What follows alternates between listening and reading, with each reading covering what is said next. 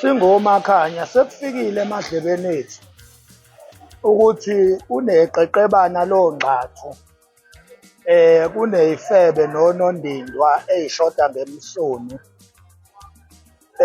eselithe lahlangana lenza i-list yokuthi akube khona abantu abalandela uThamara noma abasaphotha lento kaThamara ekumele ba-unfollowe.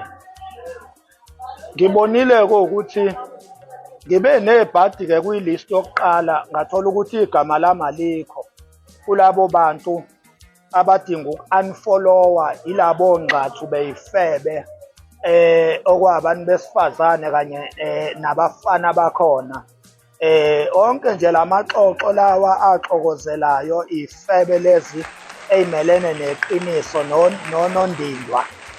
Ngibonile ukuthi zihlangene laphana zithi zenza ama-lift anukuthuvi okuthi asi-unfollowe. Ngathi uma ngithi ngiyabheka ngangalibona igama lami.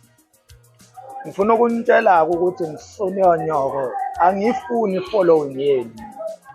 Ngicela ni-ede igama lami kulabo bantu abakwi-list yokuthi nifuna ukuba-unfollowa. Edani igama lami lapho ngoba angeke ngifolowe imsunu mina. Ngeke nje ngifolowe imsunu. Mina abantu abangifolowayo baqaqekile la emakhaya. Iy'ngqondo zivuthiwe. Bavuthiwe abantu abalandela inkunzi emavava. Bavuthiwe abalandela udinsi lizokudinseka kwesidikiselo sebhodo elikhuluma kuhlatshiwe. Mina ngilandelwa zingqwele, mina ngilandelwa zinkunzi, angilandelwa ile msunu eniyona. Omanuka indunu angilandelwa omanuka indunu mina. So please ngicela ukuthi nisheshiseke ningi-unfollowe. Kuyanuka nje, kuyanuka, niyanginukela. Ya. Kuzosala abantu mina abangilandela ngokweqiniso, hhayi lamasimba eniyiwo. Uyabona? Kuzosala mina abantu abazwana neqiniso, abantu abakwazi ukuhlukanisa umtalabho wami kanye nobuhlakani bami.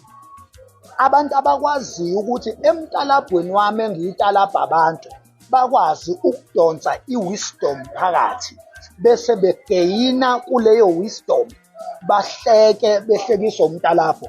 Mina ngizolandelwa ilabo bantu abanjalo ingcitha buchopho. Mina futhi ngeke ngilandelwe zifebe. Ya. So wonke lamadusha nonondindwa base-ladies house nayo yonke le nxokonxoko yamaxoxo egcwele la ku-TikTok.